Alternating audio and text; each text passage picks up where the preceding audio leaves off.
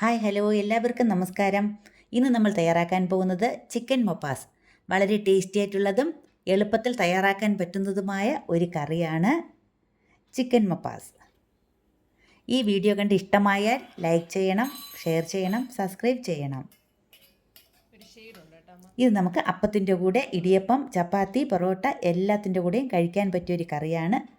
ഞാനിവിടെ 1 kilo chicken എടുത്തിട്ടുണ്ട്.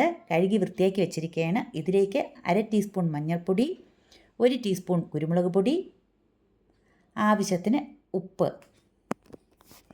ഇത്രയും ചേർത്ത് നന്നായിട്ടൊന്ന് മിക്സ് ചെയ്ത് കുറച്ച് നേരം മാറ്റി വയ്ക്കാം. ഇനി ഒരു പാൻ അടുപ്പത്ത് വെച്ചതിന് ശേഷം അതിലേക്ക് കുറച്ച് വെളിച്ചെണ്ണ ഒഴിച്ചു കൊടുത്തിട്ടുണ്ട്.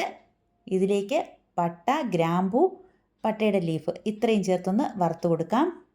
ഇതിലേക്ക് 2 സവാള ചെറുതായിട്ട് അരിഞ്ഞതും 5-6 അല്ലി വെളുത്തുള്ളിയും 1 കഷ്ണം ഇഞ്ചിയും കൂടി ചെറുതായിട്ട് അരിഞ്ഞതും കൂടി ചേർത്ത് കൊടുക്കാം. ഇനി ഇതിലേക്ക് ഒരു 6 പച്ചമുളക് ചെറുതായിട്ട് അരിഞ്ഞതും കൂടി ചേർത്ത് നമുക്കൊന്ന് വഴറ്റി കൊടുക്കാം. ഇത് നന്നായിട്ട് ഫ്രൈ ആവണ്ട, കുറച്ച് നേരം ഒന്ന് വഴറ്റി കൊടുത്താൽ മതി.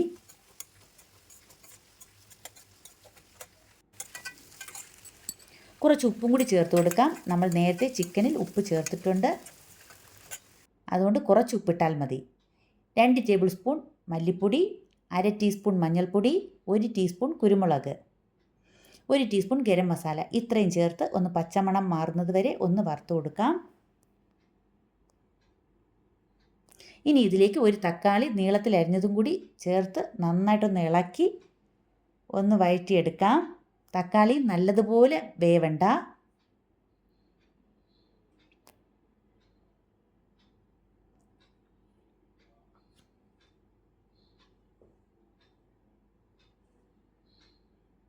കുറച്ച് നേരം ഒന്ന് വഴറ്റി കൊടുക്കാം.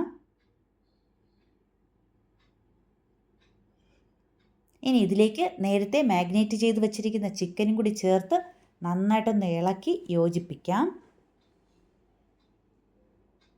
നമ്മളിത് ഇളക്കി യോജിപ്പിക്കുന്ന സമയത്ത് തന്നെ നമുക്ക് ഒരു മുറി തേങ്ങയുടെ പാലെടുത്ത് വയ്ക്കണം. 1-ാം പാലും 2-ാം പാലും ഇതിനാവശ്യമാണ്. നമുക്കത് നേരത്തെ തയ്യാറാക്കി വയ്ക്കണം.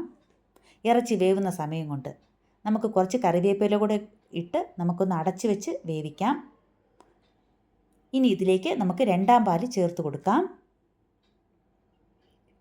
2-ാം പാല് തേങ്ങയുടെ പാലിൽ കിടന്നാണ് ഇറച്ചി നന്നായിട്ടൊന്ന് വേവുന്നത്.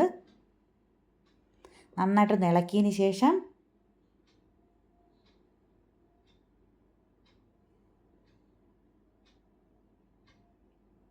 നമുക്ക് അടച്ച് വെച്ച് കുറച്ച് നേരം വേവിച്ച് കൊടുക്കാം. ഒരു അരമണിക്കൂർ നേരം അങ്ങനെ ഇരിക്കട്ടെ. ഇടയ്ക്കൊന്ന് ഇളക്കി കൊടുത്താൽ മതി. തേങ്ങാപ്പാലിൽ കിടന്ന് നന്നായിട്ടൊന്ന് ചിക്കൻ ഒന്ന് വെന്ത് കുറുകട്ടെ. ഇപ്പോൾ ഒന്ന് ചെറുതായിട്ട് കുറുകി വന്നിട്ടുണ്ട്. ഈ സമയത്ത് നമുക്ക് ഉപ്പുണ്ടോ എന്ന് നോക്കണം. ഉപ്പ് എരിവ് കുറവാണെങ്കിൽ എരിവിന് പച്ചമുളക് ചേർത്ത് കൊടുക്കാം.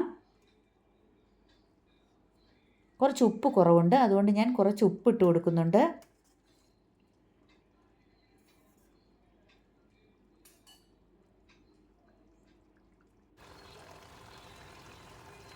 എരിവ് കുറവായതുകൊണ്ട് 2-3 പച്ചമുളകും കൂടി ഞാൻ മുറിച്ച് ഇട്ട് കൊടുക്കുന്നുണ്ട്.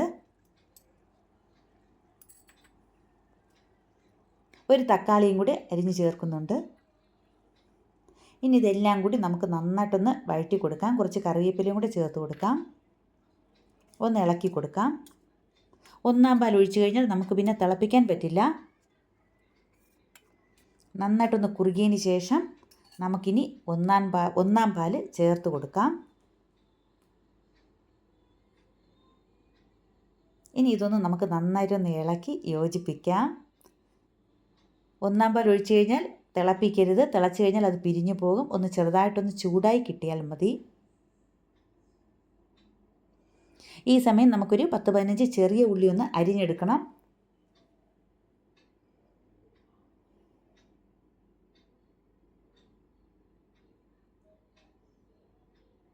ഇപ്പം നമ്മുടെ ചിക്കൻ മൊപ്പാസ് റെഡി ആയിട്ടുണ്ട്. ഇനി സ്റ്റൗ ഓഫ് ചെയ്യാം.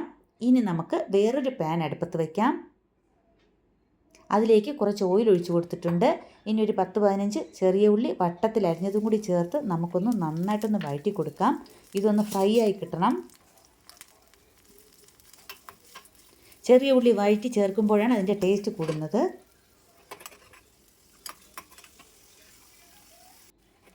ഒന്ന് ഫ്രൈ ആയി വരുന്നുണ്ട്.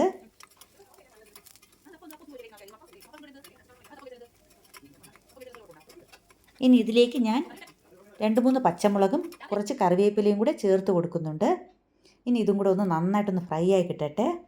ഇപ്പോൾ ഫ്രൈ ആയിട്ടുണ്ട്. ഇനി നമുക്കിത് കറിയിലേക്ക് ചേർക്കാം. ഞാനിത് കറിയിലേക്ക് ഇട്ട് കൊടുക്കുകയാണ്. ഇനി നമുക്കൊന്ന് ഇത് ഇളക്കി നന്നായിട്ടൊന്ന് യോജിപ്പിച്ചെടുക്കാം. ഇപ്പം നമ്മുടെ ചിക്കൻ മപ്പാസ് റെഡി ആയിട്ടുണ്ട്. ഇതിഷ്ടമായാൽ ലൈക്ക് ചെയ്യണം, ഷെയർ ചെയ്യണം, സബ്സ്ക്രൈബ് ചെയ്യണം. Thank you.